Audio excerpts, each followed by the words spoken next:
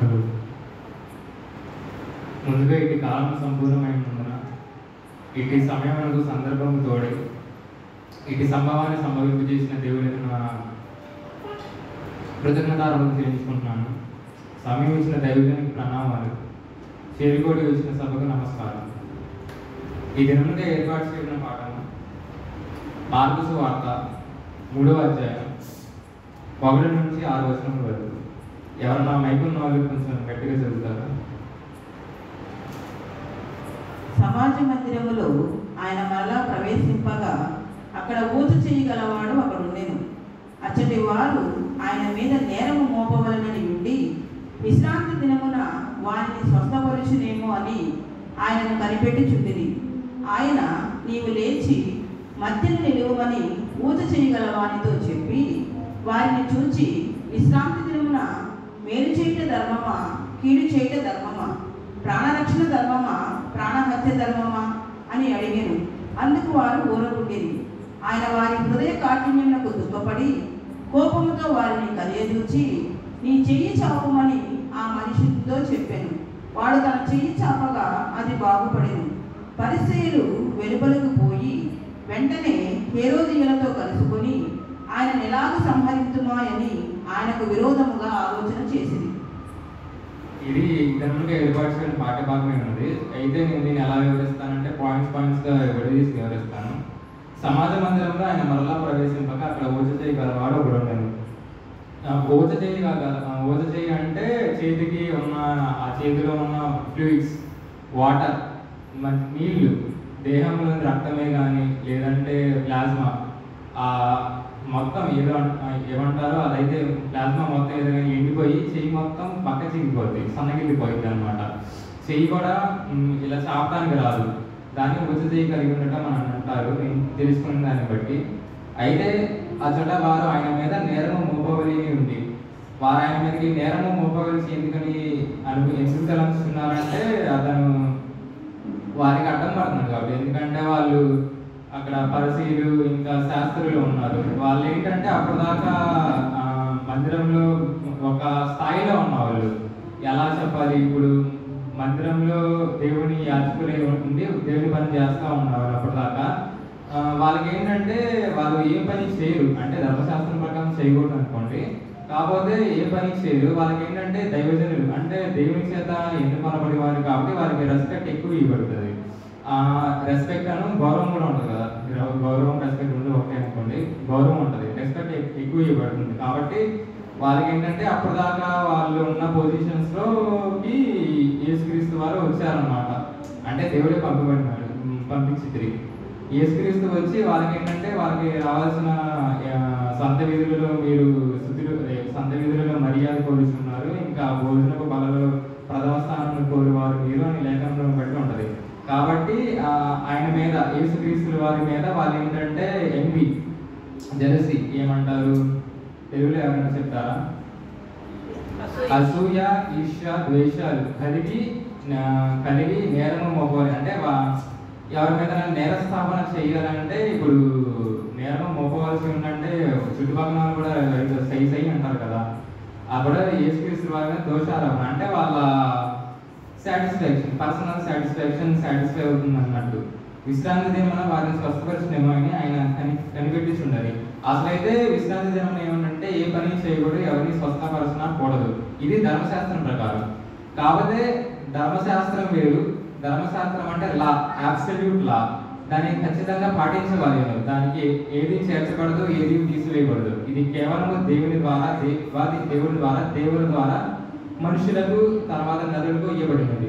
అయితే ఇది ధర్మశాస్త్రం ఎట్లుంటే ఇదంతా పాత నిబంధన తోరా నుంచి మొదలుకొని ఈ ప్రవచనములు ఏమైతే ఈ అధ్యాయులు మొత్తం ఉన్నాయో దాన్నంతా లా కింద చెప్పుకోవచ్చు. ఈ న్యూ టెస్టిమెంట్ వచ్చేసరికి ఏంటంటే కృప అన్నమాట. ఈ ధర్మశాస్త్రంలో ప్రతి ఒక్క ఆజ్ఞ ఏవైతే ఉంటాయో అంటే డైరెక్ట్గా ఇవ్వబడిన ఆజ్ఞలు 10 ఆజ్ఞలు ఏవైతే ఉంటాయో అవన్నీ ఉంటాయి. ఇండైరెక్ట్గా కూడా చాలా ఇవ్వబడినాయి.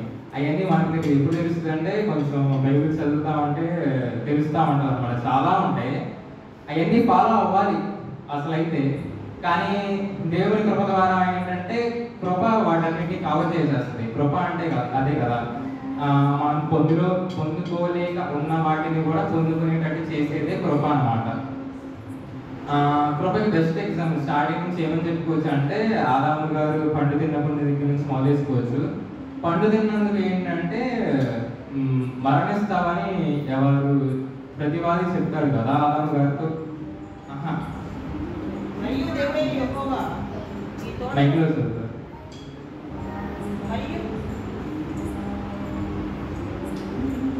ఆదికాండము 2వ అధ్యాయం.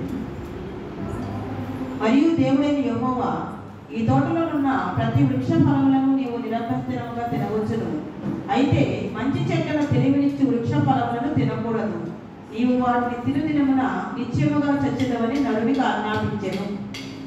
నిశ్చయముగా చావడం అంటే చావడం కాదు, కానీ అప్పటికి మరణం అంటే ఏమిటో తెలియని మానవులకి మనుషులకి చనిపోవడం కాదు, కానీ దీన్ని ఒక విధంగా నిద్రించడం అనొచ్చు. ఎవరైనా చనిపోయినప్పుడు ప్రభు నన్ను నిద్రించుకున్నారు అంటారు కదా. కాగా ఏంటంటే దేవుడే ప్రతి ఒక్క మనుష్యునికి అంటే ప్రతి నరుడికి మనుషులకి ఇద్దరికి ప్రతిరోజు ఒక 1000 తలాంతులు ఇస్తారంట. అవైతే ఆ పండు తిన్నందుకు ఏంటంటే మనకి ప్రతి ఒక్క మనుషునికి అగైనెస్ట్ గా 3,60,00,000 ప్రయోజనము చెల్లింపబడవలసి ఉన్నది. కాబట్టి అది ఒక రోజుకు చూసుకుంటే అంటే ఒక జీవితకాల పరిమాణం అన్నమాట. ఇది వరకు చూసుకుంటే ప్రవక్తలు 1000 సంవత్సరాలు ఆదాము గారు నాకు తెలిసి 900 సంవత్సరాలు ప్రతినించినారు. అంటే ఒక మనిషి ప్రతిరోజు లేచి తన ఏమంటారు నిద్ర లేచినది మొదలుకొని నిద్రపోయేంత వరకు ఏ కార్యాలు అయితే చేస్తాడో అది మంచి కార్యమే అవని పాప కార్యమే అవని ప్రతిదానికి మంచి దానికి పుణ్యం వస్తుంది, పాప కార్యానికి పాపం వస్తుంది. ఆ జీతము ధనము రూపంలో ఇప్పుడు మనం వస్తువు కొనుక్కునేటప్పుడు 10 రూపాయలు పెట్టి ఒక చాక్లెట్ కొనుక్కుంటాం, 20 రూపాయలు పెట్టి ఒక ఐస్ క్రీమ్ కొనుక్కుంటాం. అట్లా మన అకౌంట్ అంటే మనది ఒక ఏమంటారు అతను బాగా పుణ్యం చేసుకుంటూ బాగా పాపం చేసిండు అంటారు కదా, అలాగే మన అకౌంట్లోకి జమ చేయబడతాయి అన్నమాట. అలాగే ఇప్పుడు ఒక్కొక్కరు రోజుకి 1000 తలాంతులు చెల్లించవలసి ఉన్నది. కాకపోతే కృప ద్వారా ఏంటంటే 1000 తలాంతులు రోజు దేవుడే మనకు అనుగ్రహిస్తాడు అనమాట. ఇది కూడా లేఖనాలు ఇక్కడ ఉంటుంది. నేను ఇదంతా ప్రిపేర్ అవ్వలేదు, ఏది దేవుడే అనుగ్రహించబడితే అదే చెప్తున్నాను. 1000 తలాంతులు దేవుడు మనకే ఇస్తాడు. కాబట్టి ఆ 1000 తలాంతులు మనం రోజు కాపాడుకోవాలి. ఒకవేళ కాపాడుకోలేకపోతే మనకు అర్థమైపోయింది ఏంటంటే పనులు సరిగ్గా జరగకపోతుండే, లేదంటే మనం ఆఫీస్కి డ్యూటీకి లేట్గా వెళ్తుండే, ఇంకా ఏదన్నా లేట్ అయింది స్లో అయింది బాగా. అదే మనం ఆ 1000 తలాంతులు ఆ రోజు కాపాడుకున్నాం అనుకో మనకి ఏంటంటే అన్ని టైం టు టైం జరిగిపోతూ ఉంటాయి, మనకి పుణ్యశక్తి బాగా ఉంటుంది. కాబట్టి ఒకవేళ దేవుడిచ్చిన అంటే తలాంతులు పెరిగిపోతే దేవుడిచ్చిన ఆత్మీయ వరాలు బట్టి కొంతమందికి ప్రవచన వరాలు అలాగా ఇంకొంతమందికి ఆత్మీయ వరాలు అలా పెంపొందింపబడతా ఉంటాయి. ఈ ఆత్మీయ వరాలు కూడా చాలా ఏమంటారు basic version, medium version, advanced వర్షన్లో ఉంటాయి. ఇక్కడ టాపిక్ ఏంటంటే కృప గురించి చెప్పబడుతుంది కాబట్టి నేను మళ్ళీ కృపలోకి వస్తాను. అయితే ఇప్పుడు మనం ధర్మశాస్త్రంకు కృపకు తేడా చెప్పుకుంటున్నాం కాబట్టి విశ్రాంతి దినం ఏంటంటే యేసుక్రీస్తు ప్రభువారు అనేవాడు ఏంటంటే దేవుడు, అదే దేవుడు. కాబట్టి దేవుడికి ఏంటంటే వాళ్ళు చేసుకున్న పుణ్యఫలం అంటే ఈ క్రయధనాలు ఏవైతే ఉంటాయో వాళ్ళు చాలా కఠినమైన ఉపవాసాలు ఉండి ఎలాగంటే ఎలా చెప్పాలి, ఇప్పుడు ఏలియా గారు 40 పగళ్ళు రాత్రులు ఎలాగైతే ఉన్నారో ఆ యొక్క పుణ్యఫలాలను బట్టి బాగా క్రయధనం అనేది వాళ్ళకి అగైనెస్ట్ గా జమ చేయబడి ఉంటుంది. అంటే ఇప్పుడు ఒకరోజు ఫర్ ఎగ్జాంపుల్ ఉదాహరణకి ఒక మనుష్యుడు 24 గంటలు ఏమీ తినకుండా త్రాగకుండా ఉన్నట్లయితే అతనికి ఒక 5,000 క్రయధనం అనేది జమ చేయబడుతుంది. ఈ 5,000 క్రయధనం అనేది మనం సైన్స్ రూపాన్ని తీసుకుంటే ఎనర్జీ కింద తీసుకోవాలి, శక్తి, ఏదన్నా శక్తి యొక్క రూపమే. కాబట్టి ఈ 5,000 క్రయధనంతో అతను ఏమైనా చేసుకోవచ్చు. ఈ అలాగే 5,000 × 40 ఎవరైనా చెప్పగలరు? 5,000 × 40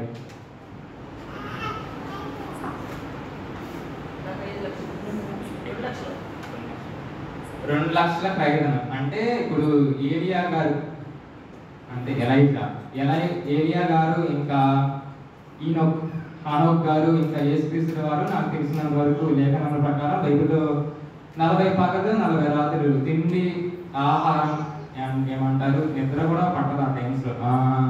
వాటర్ కూడా మంచినీళ్ళు కూడా లేకుండా చేసి ఉన్నారు. అంటే వీళ్ళకి రమారమి 2 లక్షల ఖైదనం వచ్చింది అనుకోండి, అంటే 2 లక్షలు వాళ్ళ పుణ్యం వాళ్ళకి వచ్చినట్టు. పుణ్యం అనేది శక్తే కాబట్టి ఇప్పుడు శక్తి అనే దాన్ని మనం ఏ రూపంలోకైనా మార్చుకోవచ్చు. దీన్ని ఎలా చెప్పగలం అంటే సైన్స్ ప్రకారం దీన్ని E=mc² అంటారు. అంటే ఎనర్జీ మాస్ ఇంటూ చెప్పండి మాస్ ఇంటూ c². అంటే c² అనేది సమ్ కాన్స్టెంట్ అనమాట. దీని లేఖనం ద్వారా ఎలా తీసుకోవచ్చు అంటే అపవాది యేసుక్రీస్తు వారి వద్దకు వచ్చి ఈ రాళ్ళను రొట్టెలుగా మార్చుకొని తినవచ్చు కదా, నీవు దేవకుమారుడు కదా అని శోధిస్తుంది అనమాట. అంటే తనకి చాలా యేసుక్రీస్తుల వారికి చాలా ఖైదనం ఉన్నది కాబట్టి ఈ రాయి బ్రెడ్ అయిపోవాలి, రొట్టె అయిపోవాలంటే అయిపోతుంది అనమాట. అంటే బాగా బలీయమైన దేవుడు ఏది అంటే జరిగిపోవాల్సిందే, అది మంచి అవని చెడు అవని. కానీ చెడు కూడా జరగకుండా ఉండడానికి వాళ్ళు అందులో కృపను ఎదుర్కోవాలి. అయితే నేను చెప్తున్న టాపిక్ ఏంటంటే విశ్రాంతి దినమున వారికి స్వస్థపరిచమైన ఆయన కనిపెట్టించుండేది. అయినా నీవు లేచి మధ్యలో నిలవమని ఓచ చేయగలవన్నతో చెప్పి వారిని చూచి విశ్రాంతి దినమున మేలు చేయడం ధర్మమా కీడు చేయడం ధర్మమా. ఇక్కడ మనం ఒక పాయింట్ అబ్జర్వ్ చేయొచ్చు. ఏంటంటే వాళ్ళేమి పలకలేదు, ఎవరు పరిశీలు కానీ శాస్త్రులు కానీ ఆయన మీద నేరం మోపవలసి ఉండి అన్నే ఇక్కడ రాసి విధించినారు. కానీ నాకు ఇలాగో అర్థమైనది, నేను అనుకోవడం ఏంటంటే ఆత్మీయ వరంలో కూడా క్లియర్ ఆడియన్స్, అంటే అవతల వ్యక్తి మనసులో ఏమనుకుంటున్నాడో అనే ఒక వరం కూడా ఉంటుందన్నమాట. ఆత్మీయ వరం ఇవ్వబడిన వాళ్ళకి అది వాళ్ళు అన్వయించుకొని అప్డేట్ చేసుకుంటూ ఉంటారు ఎప్పటికప్పుడు. ఈ క్లియర్ ఆడియన్స్ అనే వరం కూడా ఉంటుంది అనమాట. అంటే అవతల వ్యక్తిని చూసిన వాళ్ళ కళ్ళలోకి చూస్తే ఏమంటారు ఇన్ఫర్మేషన్ అనేది వాళ్ళ కళ్ళలోకి చూస్తే హృదయంలో ఏముందో తెలుసుకోవచ్చు, లేదంటే వాళ్ళ ఫేస్ చూస్తే వాళ్ళు ఏ బాధలో ఉన్నారో తెలుసుకోవచ్చు. లేదంటే ఆ మొత్తం ఏంటంటే చెప్పాలి, ఇది ఆత్మీయ వరం అనుకుంటే సైకాలజీ తెలుసుకున్న వాళ్ళకి ఇది ఒక ఫేస్ రీడింగ్ అనుకోవచ్చు. సైకాలజీ తెలుసుకోవడం అంటే కృపను ఎత్తుకోవడమే మన ధనం. అంటే ఈ ఎదుటి వ్యక్తిలో ఏమి ఉందో వాళ్ళ మనసులో ఏముందో తెలుసుకుంటాం కాబట్టి కూడా ధనము చెల్లింపబడుతుంది, ఎందుకంటే తెలుసుకున్నాం కాబట్టి.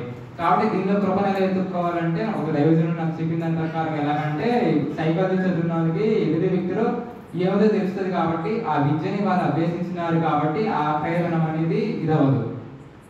మళ్ళీ టాపిక్లోకి వస్తే కీడు చేయడం ధర్మమా, ప్రాణరక్షణ ధర్మమా, ప్రాణహత్య ధర్మమా. ఈ అవతల వ్యక్తిలో ఏమి అనుకుని ఉన్నాడో యేసుక్రీస్తు వారు తెలుసుకున్నారు కాబట్టి ఈ డైలాగ్స్ అన్ని వచ్చినాయి ఇక్కడ. తర్వాత ఇంకా 5వ వచనం ఇక్కడ 4వ వచనం 5వ వచనం చూస్తే అని అడిగాను అందుకు వారు ఊరుకుండేది. అంటే వాళ్ళు ఏంటంటే ఈయనకు అర్థమైపోయింది నా మనసులో ఏమనుకున్నాను అని ఊరుకొని ఉంటారు. ఆయన వారి హృదయ కాఠిన్యములకు దుఃఖపడి కోపంతో వారిని కలయ చూసి నీ చెయ్యి చాపమని ఆ మనిషితో చెప్పాను.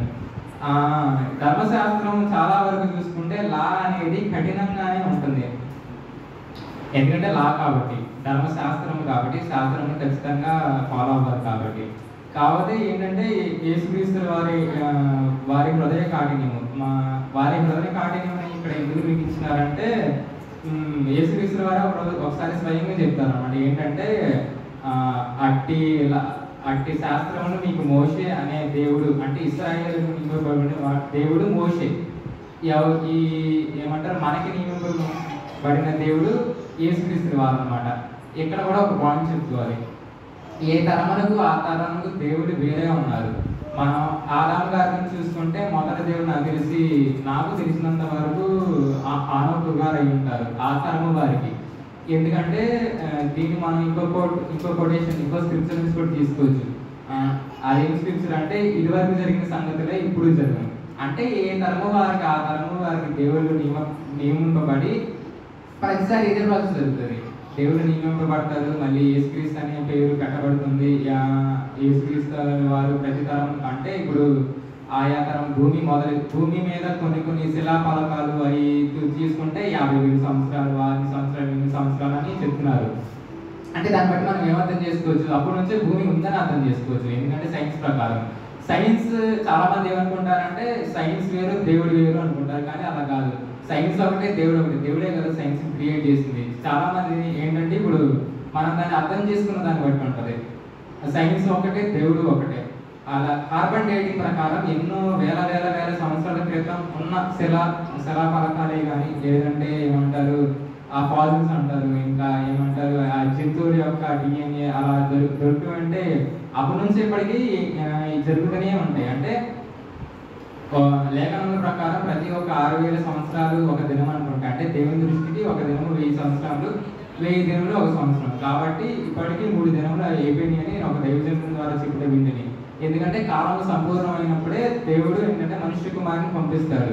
ఇప్పటికీ సృష్టి ఆరంభమై ఇప్పటి వరకు 3000 సంవత్సరాలు, అంటే యేసుక్రీస్తు వారు వచ్చినప్పటికీ 3000 సంవత్సరాలు రమారమి, ఎగ్జాక్ట్గా అని చెప్పలేము. అప్పటికి భూమి మీద ఉన్న పవన పుణ్యాల శక్తిని బట్టి అది ఆధారపడి ఉంటుంది. 3000 సంవత్సరాలు అయిపోయిన తర్వాత ఏంటంటే మనుష్య కుమారుడు వచ్చి ఇప్పటికీ మనకి యేసు బిఫోర్ క్రైస్ట్ ఆఫ్టర్ క్రైస్ట్ 2025 ఆర్థిక సంవత్సరం జరుగుతుంది. ఇప్పటికే 2025 సంవత్సరాలు జరిగినాయి. అంటే మొత్తం 3000కి 2025 కలుపుకుంటే ఎంత? 5025 సంవత్సరాలు. అదే 5000 రమారమే 5025 సంవత్సరాలను తీసుకోవచ్చు. కాబట్టి కాలం సంపూర్ణమైన తర్వాత దేవుడు తన మనుషులను పంపిస్తాడు. ఇంకా ఇటు నుంచి టాపిక్లోకి వస్తే మళ్ళీ ఇంకా గ్రేస్ లా గురించి చెప్పుకుంటున్నాం. కాబట్టి 5000 సంవత్సరాలు ఇప్పటికి గడిచిపోయినాయి. తర్వాత ఏంటంటే ఈ కొద్ది కాలంలోనే ఇక్కడికి మనకి ఇంకో టాపిక్ కూడా యాడ్ చేయొచ్చు. ఏంటంటే హేయమైన వస్తువు మందిరంలోనికి ప్రవేశించినప్పుడు. ఇప్పటికీ ఏంటంటే మన మందిరం అంటే ఇక్కడ ఏమిటి అని ఎవరైనా చెప్పగలరా?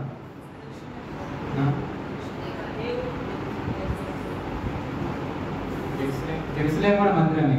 అంటే లేఖనాలు ఏంటంటే మనం ఒక్కొక్కసారి చదివినప్పుడు ఒక్కొక్కలా అర్థమవుతుంది. నేను చెప్పేది కూడా ఒక బలీయమైన దైవజనుడు తన ఆత్మశక్తి ద్వారా ఆకాశం నుండి భూమికి తెచ్చిన జ్ఞానం బట్టి నేను చెబుతున్నాను. ఇదైతే నా స్వాకీయ జ్ఞానం కాదు, దీని ప్రేరణలు మొత్తం ఆయనకే చెల్లును కాక.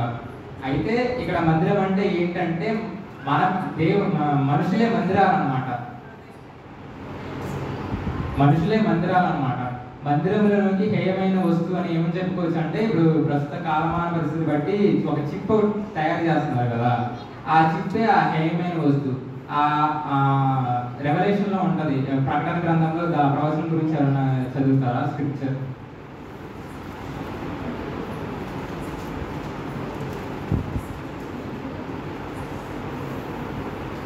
ఏమని ఉంటుందంటే, హేయమైన వస్తువు అన్నిటికీ తానే పై అధిపతిగా తాను చేసుకును, అన్నింటిని పరిపాలించును, అన్నిటిని అభివృద్ధి. ప్రకటన 13.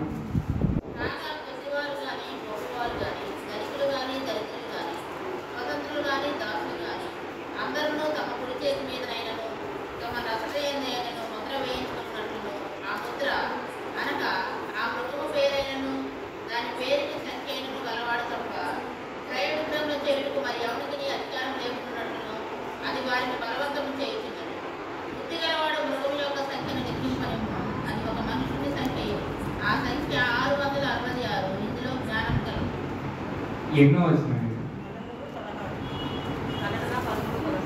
13, 16. మరియు సరే వదిలే చదువుకుంటుంది. కాగా కొద్దివారు కానీ గొప్పవారు కానీ,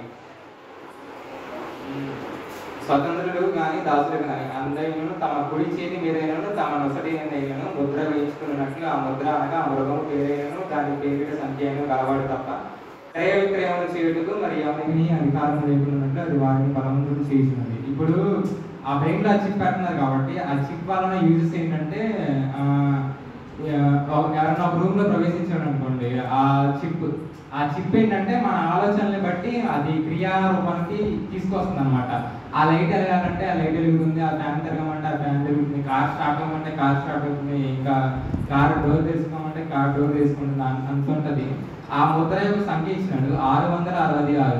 666 అంటే డైరెక్ట్గా 666 అని ఉంటే ఏమంటారు, నేను తెలుసుకున్నదాన్ని బట్టి నా ఆలోచన ప్రకారం ఏంటంటే డైరెక్ట్గా ఆ మృగం యొక్క సంకేతం కాదు, కానీ దీనిలో ఏదో సంథింగ్ ఇంకా నాలెడ్జ్ ఉంది, ఇంకా లోతుగా వెళ్ళవలసిన విషయం. అయితే ఇక్కడ ఏంటంటే ఆ మృగం యొక్క సంఖ్య ఆ చిప్లో కానీ మనం కొన్ని మూవీస్లో చూడొచ్చు. ఇప్పటికి ఏంటంటే చేతి మీద ఏదో చిప్ లాంటిది ఇంజెక్ట్ చేస్తారు.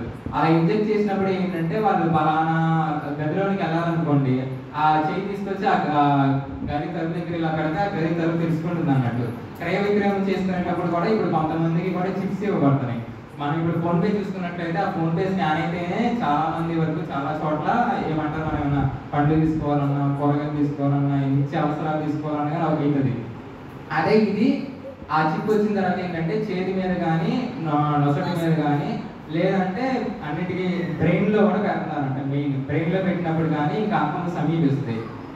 ఏంటంటే ఇంకా అది ఎన్నో సంవత్సరాలు కాకపోవచ్చు, అది కూడా తొందరగానే జరగవచ్చు. అటు నుంచి ఇటు మళ్ళీ టాపిక్లోకి వస్తే, ఆయన వారి హృదయ కాఠిన్యంలో దుఃఖపడి కోపముతో వారిని కలిగి ఈ చేయి చాపను ఆ మనిషితో చెప్పాను.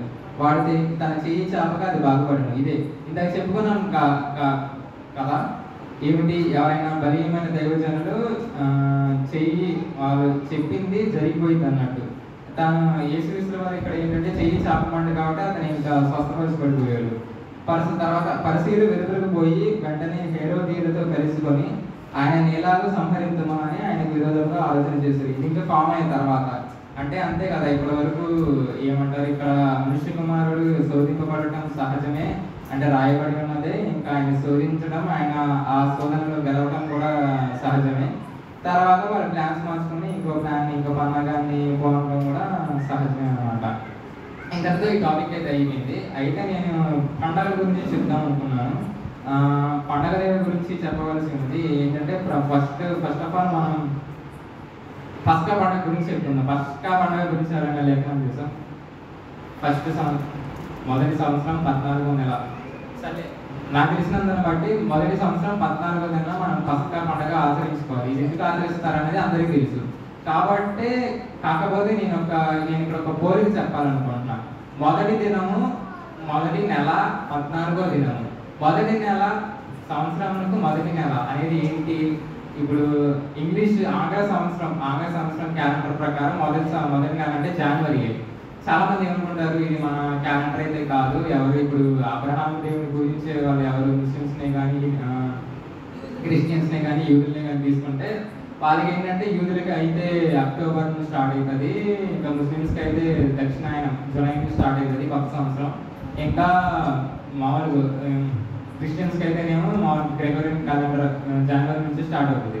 అయితే గ్రెగోరియన్ క్యాలెండరే అన్నిటికీ సాటిగా నిలబడి ఉన్నది. ఎందుకంటే కాలాలు ఒక సంవత్సరం మొదలుకొని సంవత్సరాంతం వరకు ఏంటంటే గ్రెగోరియన్ క్యాలెండర్ తీసుకుంటేనే మనకి అన్ని సైన్స్ ప్రకారం కూడా కరెక్ట్గా ఉంటాయి. ఋతువులే కానీ లేదంటే ఏమంటారు కాలాలే కానీ అవన్నీ కరెక్ట్గా ఉంటాయి. సీజన్స్ ఎండాకాలం, వర్షాకాలం, వానాకాలం అని చూసుకుంటే గ్రెగోరియన్ క్యాలెండర్ కరెక్ట్గా ఉంటాయి. దీనికి కరెక్ట్ రుజువు ఏమని తీసుకోవచ్చు అంటే, ఇప్పుడు భూమి సూర్యుని చుట్టూ తిరగడానికి రమారమి 365 రోజుల నుంచి 366 రోజులు పట్టింది. అదే దీన్ని ఇన్ని రోజులు వచ్చి గల క్యాలెండర్ ఏంటంటే గ్రెగోరియన్ క్యాలెండర్ మాత్రమే. అదే దీన్ని సోలార్ క్యాలెండర్ అంటారు. అంటే బేసిస్ ఆన్ సన్, సూర్యుని బట్టి దీన్ని చెప్తున్నారు. ఇది సైన్స్ నిరూపితమైంది. వేరే వాళ్ళు ముస్లిమ్స్ కానీ యూదులు కానీ ఏం ఫాలో అవుతారంటే లూనార్ క్యాలెండర్ ఫాలో అవుతారు. లూనార్ క్యాలెండర్ ఏంటంటే చంద్రుడి మీద ఆధారపడి ఉంటుంది. ఇప్పుడు వాళ్ళకి ఒక దినం అనేది ఫస్ట్ నెల ఒక రోజు ఫస్ట్ డే అనేది జనవరి 1 నుంచి స్టార్ట్ అయింది అనుకోండి, ఆ రోజు అమావాస్య వచ్చింది, లేదంటే 2వ తారీఖున అమావాస్య వచ్చింది అనుకోండి, నెల పొడుపు ఎప్పుడైతే వస్తుందో వాళ్ళకి ఆ రోజే మొదటి దినంగా ఎంచబడుతుంది. వాళ్ళు ఆ రోజు నుంచి ఉపవాసం ఉండడం స్టార్ట్ చేస్తారు. నెల పొడుపు కనిపించక ముందు వాళ్ళు ఏంటంటే ఆ రోజుని ఇంకా అలా ఉంచుతారు. కరెక్ట్గా అనేది ఉపవాసం నుంచే ఫాలో అవుతారు. తర్వాత కాగా మన ఆంగ్ల సంవత్సరాలనే మనం ఖండితంగా తీసుకోవచ్చు అనమాట. ఈ ఆంగ్ల సంవత్సరాన్ని ఖండితంగా తీసుకోవచ్చు. అయితే మొదటి నెల 14వ దినం అంటే ఏ పండుగ వస్తుంది? జనవరిలో సంక్రాంతి పండుగ వస్తుంది. ఈ సంక్రాంతి పండుగని ఎవరు జరుపుకుంటారు బాగా? క్రైస్తవుల, హిందువుల? హిందువులే మంచిగా జరుపుకుంటారు. కానీ అసలు అయితే ఇది అలా ఇలా పండుగ అనేది చెప్పకూడదు. కానీ అందరం ఒకే వేరు నుంచి వచ్చిన వాళ్ళం. నాకు ఇలాగ అర్థమైంది, ఇలాగ చెప్తున్నాను ఏంటంటే ఆదాము మొదలుకొని నోవాహు వరకు, అప్పటి వరకు జనాంగం మొత్తం తుడిచిపెట్టిపోయింది కాబట్టి అందరూ నోవా నుంచే వచ్చి ఉంటారు ఎవరైనా కానీ. ఈ భూమి మీద అటు అంతే కదా దేవుడు చెప్తాడు, భూమిని నిండుకొని మీరు దాన్ని స్వతంత్రించుకుంటారు కొంటుని. కాబట్టి ఈ మిశ్రిత జనం ఎలా వచ్చారంటే ఇంకా జనాంగాలు కూడుకున్నప్పుడు ఆ యొక్క ఏమంటారు ప్యూర్ బ్లడ్ లైన్ లో నుంచి వేరే బ్లడ్ లైన్స్ ఫామ్ అవుతాయి. ఇప్పుడు ఎలా చెప్పాలంటే యూదుల నుంచి ఇప్పుడు యేసుక్రీస్తు ద్వారా క్రైస్తవులుగా ఎలా విడిపోయారో అలాగే యూదులు ఏమంటారు అబ్రహాం నుంచి ఏమంటారు ముస్లిమ్స్, ఎలా హాగర్ ద్వారా ముస్లిమ్స్, ఇంకా అబ్రహాం ఇస్మాయిల్, ఇంకా అబ్రహాం నుంచి తర్వాత అబ్రహాంకు 3వ భార్య కూడా ఉంది, ఆ పేరు ఏంటంటే కెతురా. ఆమె నుంచి కొన్ని చరిత్ర పుస్తకాలు ఏమి చెప్తున్నాయి అంటే కెతురా ద్వారా మనం వచ్చినామని ఏమంటారు భారతదేశంలో ఉన్న వాళ్ళు వచ్చినారని చెప్తారు. అలాగే ఇప్పుడు ఈ పండగ, ఈ పస్కా పండుగ అనేది అందరూ ఆచరింపాలి లేఖనాల ప్రకారం. అంటే ధర్మశాస్త్రం ఖచ్చితంగా ఫాలో అవ్వాలని లేదు, కానీ యేసుక్రీస్తు వారు ఒకచోట ఏమి చెప్తారంటే అవి ఆచరిస్తూనే ఇవి కూడా ఫాలో అవ్వాలి. అంటే అవి మరీ అనగతొక్కకుండా ఏమంటారు ఫార్మాలిటీ ప్రకారం ఆచరించవచ్చు. అంటే పస్కా పండుగ 7 దినములు జరుపుకోవాలనుకోండి, 7 దినములు పులిని రొట్టెలు చేసుకొని తినవచ్చు. ఒకవేళ జనవరి నెలలో మీరు పస్కా పండుగ జరుపుకోలేకపోయారు అనుకోండి, ఫిబ్రవరి నెలలోనే జరుపుకోవచ్చు. దాన్ని మోషే గారి ధర్మశాస్త్రంలో చెప్తారు. అలాగే పస్కా పండుగ గురించి అందరికీ తెలుసు కాబట్టి దీన్ని నేను స్కిప్ చేసేస్తాను ఇంతటితో. తర్వాత feast of first fruits. Feast of first fruits పండుగ అనేది కూడా దేవుడు నియమించిన పండుగలో 2వ పండుగ అనమాట. దీన్ని తెలుగులో కృతజ్ఞత అర్పణల పండుగ లేదా ప్రథమ ఫలముల పండుగ అని అంటారు. అయితే ఈ పండుగ ఏంటంటే ఈ పండుగ గురించి నిర్గమాకాండము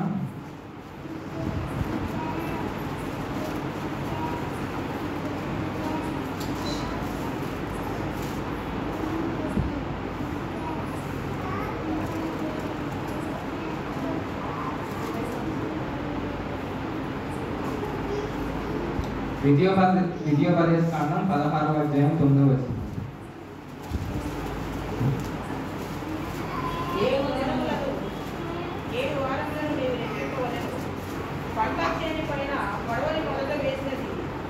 ఏడు వారములను నీవు లెక్కింపవలెను. పంట చేని పైన పొడవలి మొదట వేసినది మొదలుకొని 7 వారములను లెక్కించి నీ దేవుడైన యెహోవాకు వారముల పండుగ ఆచరించుటకై నీ చేతనైనంత స్వేచ్ఛార్పణను సిద్ధపరచవలెను. నీ దేవుడైన యెహోవా నిన్ను ఆశీర్వదించిన కొలది దాన్ని ఇయ్యవలెను. అప్పుడు నీవును నీ కుమారుడును నీ కుమార్తెయును నీ దాసులను నీ దాసీయును నీ గ్రామంలో ఉన్న లేవీయులను నీ మధ్యనున్న పరదేశులను తల్లిదండ్రులు లేని వారును విధవరాండును నీ దేవుడైన యెహోవా తన నామమును స్థాపించుటగా ఏర్పరచుకున్న స్థలమున నీ దేవుడైన యెహోవా సన్నిధిని సంతోషింపవలెను. నీవు ఐగుప్తులో దాసుడవై ఉండిన సంగతిని జ్ఞాపకం చేసుకొని ఈ కట్టడలను ఆచరించి జరుపుకోవాలి. అదే ఇందాక చెప్పుకున్న ప్రకారం 12వ వచనం 16వ అధ్యాయం 12వ వచనం చూసుకుంటే ఇది ఒక కట్టడ అనమాట. అంటే ఇది ఒక కమాండ్మెంట్. ఇప్పుడు 10 ఆజ్ఞలను బట్టి ఆజ్ఞలు కాదు కానీ కట్టడ లాంటిది. కట్టడ వేరు ఆజ్ఞ వేరు తెలుగు పదాల ప్రకారం. ఇదేంటంటే ఆశ్రయపాలన్నమాట. ఈ 7 వారములు మొన్న అయితే మేము కూడా ఈ ప్రథమ ఫలముల కృతజ్ఞతార్పణ పండుగ చేసుకున్నాము. దీన్ని ఎలా లెక్కించానంటే నేను డిసెంబర్ 30-31వ తారీఖున పంట కోత అయితే దానికి 49 రోజులు లెక్క వేసుకొని నేను ఈ ప్రథమ ఫలముల పండుగను ఆచరించింది. అలాగే ఎవరైనా కానీ ఇప్పుడు ఏమంటారు పంటే వేయవసరం లేదు. ఒకవేళ వారి ఇంట్లో ఒక చిన్న మొక్కలు పెంచుకొని ఒక దైవజనుల వారి దీన్ని వింటిని అందుకని నేను చెప్తున్నాను. ఒక మొక్క ఏమంటారు ఒక కూరగాయల మొక్క ఒక ఆకుకూర మొక్క మీరు ఏమన్నా భూమిలో వేసుకొని పండించుకొని మీరు దానికి కొంచెం అంత 50 రోజులు పంట 60 రోజులు పంట వస్తుంది కదా, అలాంటి విత్తనాలు ఎంచుకొని వేసినట్లయితే అవి కూడా తెచ్చి అవి కూడా మీ ద్వారా పండినవి. మీరు భూమిని సేద్యపరుస్తున్నారు, దాన్ని కొయ్యాలంటే మీరు కత్తో పొడవలో ఏదో పెట్టాల్సిందే. కాబట్టి మీరు ఆ పండుగ కూడా ఆచరించుకోవచ్చు. ఇలా తర్వాత చివరిలో చెప్పుకోనేది ఏంటంటే ఫీస్ట్ ఆఫ్ టాబర్నకల్స్, గుడారాల పండుగ, 3వ పండుగ. దీని గురించి లేఖనములు లేవియాకాండం 23వ అధ్యాయం 15వ వచనం నుంచి ఉన్నాయి అనుకుంటా. లేవియాకాండం 23వ అధ్యాయం.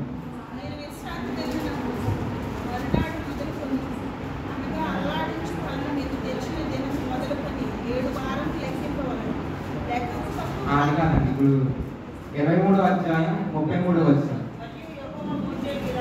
చెను నీవు ఇశ్రాయేలులతో ఇట్లను ఈ 7వ నెల 15వ దినం మొదలుకొని 7 దినముల వరకు యెహోవాకు పర్ణశాలల పండుగను జరుపవలెను. వాటిలో మొదటి దినమున మీరు పరిశుద్ధ సంఘముగా కూడవలెను. అందులో మీరు జీవనోపాధి అయిన ఏ పనియు చేయకూడదు. 7 దినములు మీరు యెహోవాకు హోమము చేయవలెను. 8వ దినమున మీరు పరిశుద్ధ సంఘముగా కూడి యెహోవాకు హోమార్పణము చేయవలెను. అది మీకు వ్రత దినముగా ఉండును. అందులో మీరు జీవనోపాధి అయిన ఏ పనియు చేయకూడదు. ఈ పండుగను ఎలా ఆచరించుకోవచ్చు అంటే, ఈ పండుగను ఇప్పుడు హోసన్నా మిస్ట్రీస్ వారు జరుపుకున్నారు గుడారాల పండుగ అని. విశ్రాంతి దినం మొదలుకొని విశ్రాంతి దినం వరకు. అంటే నాకు ఇలాగ అర్థం ఇంకొక దేవుని చెప్పడం ద్వారా సాటర్డే మొదలుకొని సాటర్డే వరకు, శనివారం మొదలుకొని శనివారం వరకు చేసుకోవచ్చు. కాకపోతే ఈరోజు ఏంటంటే కొంతమందికి కొన్ని కృప ద్వారా సడలికలు చేయబడతాయి అన్నమాట. ఈ 7వ దినం మనం ఏ రోజునే ఎంచుకోవచ్చు అనమాట. ఏంటంటే ఒక సంవత్సరం, ఆ సంవత్సరాన్ని కూడా ఎలాగైనా ఎంచుకోవచ్చు. ఒకటి ఆంగ్ల సంవత్సరాలైనా ఎంచుకోవచ్చు, లేదంటే హెబ్రూ సంవత్సరాలైనా ఎంచుకోవచ్చు, లేదంటే ఏమంటారు ముస్లిమ్స్ సంవత్సరాలు. దక్షిణాయనం అనేది జూలై 18, 19 ఆ రోజుల్లో స్టార్ట్ అవుతుంది కాబట్టి అదైనా సంవత్సరాలుగా ఎంచుకోవచ్చు. లేదంటే ఆ తెలుగు సంవత్సరాలు ఏమంటారు ఉగాదిని కూడా సంవత్సరాలుగా ఎంచుకోవచ్చు. ఎందుకంటే మన తెలుగు మదర్ టంగ్, మన మాతృభాష తెలుగే కాబట్టి ఈ పండుగలన్నీ మేము జరుపుకోలేము. మేము ఎలా జరుపుకోవాలనుకుంటే మీరు ఉగాది వచ్చిన ఏప్రిల్ 14వ తారీఖునైనా కానీ ఈ పండుగను ఆచరించవచ్చు అంట. అలాగే ఈ పండుగలకి ఇక్కడితో సరిపోయింది. నాకు ఇచ్చిన సమయం కూడా అయిపోతుండే. నాకు ఇట్టి సమయం ఇచ్చిన దైవజనుడికి నా ప్రణామాలు. అయితే వాక్యం అయితే అయిపోయింది, ఇంతకు సరి ఒక అనౌన్స్మెంట్ అయితే ఉంది. ఏంటంటే ఇప్పుడు దేవుడు ఇచ్చిన స్థలం, చెదురుగా ఏ స్థలం అయితే ఉందో అది దేవునికి ప్రతిష్టార్పితం. ఎప్పుడైతే ఈ మందిరము పోల్చబడి కట్టబడవాలని నియమింపబడినదో ఆ స్థలం యందు ప్రార్థన జరిగింది. అంటే అది ఆనాడే దేవునికి ప్రతిష్ఠింపబడింది. అలాగే రెండోసారి ఏంటంటే చాలా మంది దేవజనులు వచ్చి ఆ స్థలాన్ని దేవునికి ప్రతిష్ఠించిద్రి, ఆ రోజు ప్రార్థన చేసిద్రి. కాగా ఏంటంటే మా కుటుంబం అంతా కలిసి ఏమైనా నిశ్చయించుకున్నామంటే ఆ స్థలంలో దేవునికి ఇది మొదలుకొని ప్రతిష్ఠితం చేస్తున్నాము. ఇంకా అది దేవుడిది, ఇది మొదలుకొని దేవునికి ప్రతిష్ఠితం చేస్తున్నాం కాబట్టి అక్కడ ఇల్లు కట్టబడి లాగున దేవునికి కూడా ఒక గది లేదా ఒక అంతస్తు ప్రతిష్ఠితం చేస్తున్నాము. ఇలాగున ఈ మందిరము, ఆ ఇల్లు, ఆ ఇంటిలోని అంతస్తు దేవునికి ఈ దినము మొదలుకొని ప్రతిష్ఠితములు. ఇదే నా అనౌన్స్మెంట్ చెప్పాలనుకున్నాను. ఇంతటితో నా వాక్యం సరి.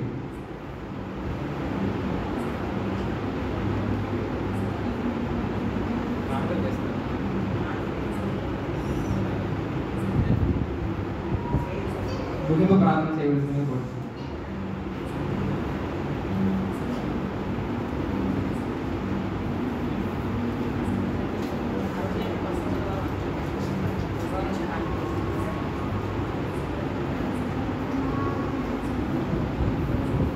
పెద్దరాడు వచ్చేసి పెద్దరాడు ముగించుకుంటే అక్కడ కూడా మీరు ఇవాళ ఆఖరి రోజు కదా అక్కడ కూడా మీరు వెళ్తారనుకుని వెంటనే కొంచెం తక్కువే చెప్పమన్నాను.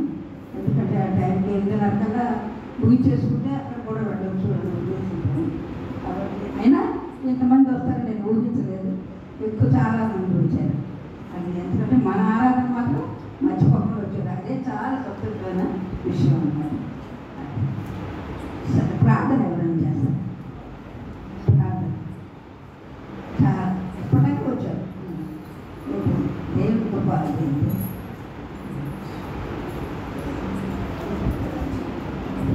ఎవరు ప్రార్థన ఎవరైనా చేస్తారు?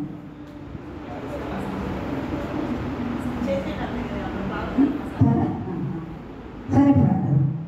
మహాపరిశుద్ధులు మా ప్రభువా, ఈ పరిశుద్ధమైన పాదాలకు